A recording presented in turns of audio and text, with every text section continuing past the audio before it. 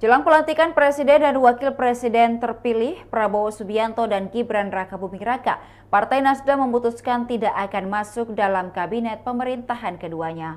Kendati demikian, Partai Besutan Surya Paloh itu tetap mendukung pemerintahan yang akan datang. Hal itu disampaikan Sekjen Partai Nasdem, Hermawi Taslim. Dikatakan olehnya bahwa Prabowo dan Surya Paloh sempat bertemu selama 2 kali. Hermawi mengatakan keputusan Nasdem tidak masuk dalam kabinet berdasarkan sejumlah pertimbangan.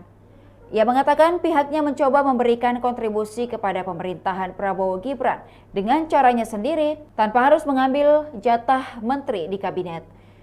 Sebab beberapa waktu lalu Presiden terpilih Prabowo Subianto sudah meminta nama kader di Nasdem yang akan menjabat sebagai menteri.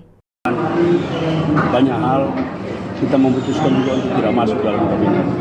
Menurut kita, pikiran-pikiran kita kalau diterima itu jauh lebih penting daripada kita masuk dalam kabinet.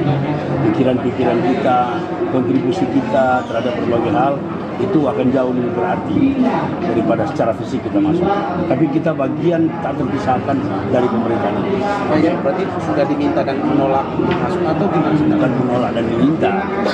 Pak Prabowo pernah bilang, Nasdem kok belum kasih masih aman, kita diam aja. Jadi bukan soal menolak atau menerima, tetapi sikap Nasdem adalah memberi kontribusi lain selain menempatkan orang. Demikian Tribun Timur Hot News kali ini. Saksikan berita menarik lainnya hanya di kanal YouTube dan Facebook Tribun Timur. Download Tribun X sekarang, menghadirkan lokal menjadi Indonesia.